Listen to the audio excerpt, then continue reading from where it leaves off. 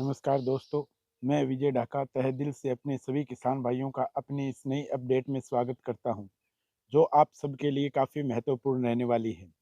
किसान भाइयों, आपने अक्सर एक कहावत सुनी होगी, भेड़ की चाल चलना। भाई, जो दूसरे खेती कर रहे हैं वही मैं करूंगा, क्योंकि नहीं तो घाटा लग जाएगा। इस डर में सारी ज़िंदगी चली जाती है और कुछ किसान दूसरों के लिए प्रेरणा बनते हैं और किसानों के एक बड़े वर्ग का नेतृत्व करते हैं। अब आप डिसाइड करें कि आपको क्या करना है। कुछ हटके करना है तो मेरे साथ जुड़े, नहीं तो ये सोशल मीडिया है, यहाँ आपको बहुत कुछ मिल जाएगा टाइम पास के लिए। किसान भाइयों, आप देख रहे हैं अपना सबसे विश्वसनीय चैनल विजय ढाका किसान का दोस्त। सही मार्गदर्शन चाहिए तो मुझे फॉलो करें। आज का वीडियो वही किसान भाई देखें जिनमें दूसरों से हटके कुछ करने का जज्बा हो। दोस्तों, ट्रेडिशनल क्रॉप हमारे बुजुर्गों ने की, वो अपनी जगह सही थे। उनके पास सुविधाओं का अभाव था, परंतु आज के मॉडर्न युग में ऐसा नहीं है। हर सुविधा आपके पास है।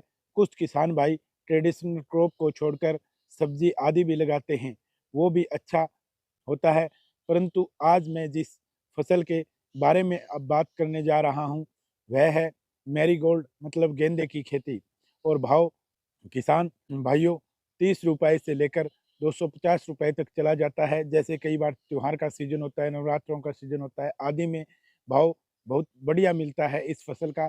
इसमें सबसे ज़्यादा भाव जो मिलेगा वह हो होता है त्योहारों के समय, इसलिए रोपाई का समय महत्वपूर्ण होता है। इसकी खेती कैसे करनी है, बिजाई का समय क्या रहेगा, बिजाई से पहले खेत की तैयारी कैसे करनी है, कितने समय की फसल है। सबसे पहले बात करते हैं गेंदे की खेती और बिजाई का सही समय, क्योंकि सही समय पर बिजाई की हुई हमारे लिए सबसे इम्पोर्टेंट होती है।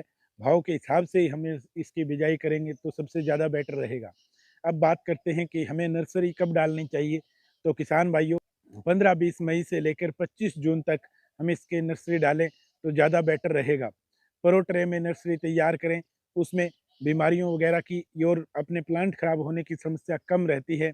पौधा जल्दी ग्रोथ लेता है और जल्दी नर्सरी तैयार होती है। क्यारी विधि से डालें तो छोटी व समतल क्यारी बनाएं और उसमें के हिसाब से बीज के ऊपर बीज चढ़ा के न डालें, बल्कि बीज एक समान और एक छोटे से गैप में, क्योंकि इसका बहुत बारीक बीज होता है, तो इसलिए बीज डालते वक्त बीज एक समान डालें और बीज के ऊपर बीज न पड़े। उस प्रकार से किसान भाइयों आप छोटी क्यारी में इसका बीज डाल सकते हैं। और किस्म कौन सी होनी चाहिए वो आपको मैं बता देता हूँ। स्काटा कंपनी का जो गेंदा आता है, ऑरेंज और येलो दोनों के अंदर आपको मिलेगा, और बहुत बढ़िया कंपनी है और इसकी वैरायटी और फ्लोरिंग भी बहुत बढ़िया होती है और आपको मार्केट के अंदर इसका अच्छा भाव मिल सकता है। दूसरा आता है नामधारी का मैरीगोल्ड, येलो और ऑरेंज दोनों तरह का बीज आता है। दोनों तरह के आप फूलों का चयन करें और लगाना किस प्रकार से है वो भी आपको बता देता हूँ। कि जब हम नर्सरी से उठा के प्लांट ट्रांसपिरेशन करें तो एक आप येलो कलर की लाइन रखें और 1/3 में लगाना है, और 3 लाइन जो है वो ऑरेंज कलर की रहे, क्योंकि डिमांड ऑरेंज कलर की ज़्यादा रहती है, येलो की भी थोड़ी बहुत रहती है। इसलिए साथ में येलो और ऑरेंज दोनों की जब डिमांड आपके पास आएगी तो आप दोनों की पूर्णता कर सकते हैं। इसलिए आपको ये नहीं है कि अगर ऑरेंज की डिमांड बढ़िया है तो हम ऑरेंज ही लगाएं, नहीं, क्योंकि 1/3 में लगाएंगे तो दोनों तरह के फूल अपने ऑन डिमांड बिकेंगे। अब बात कर लेते हैं किसान भाइयों कि नर्सरी में ज़्यादातर सड़ी हुई व पुरानी गोबर की खाद का प्रयोग करें, जो क्यारियाँ बनाएं उसके अंदर, और वाटर सोलुबल फर्टिलाइज़र का ही इस्तेमाल करें, ताकि अपनी नर्सरी जो है वो जल्दी तैयार हो। अगर वाटर सोल्यूबल हम फर्टिलाइज़र का यूज़ नहीं करेंगे तो उसमें देर से रिजल्ट आएगा, रिजल्ट अवश्य आएगा, लेकिन इतना टाइम हमारे पास नहीं है।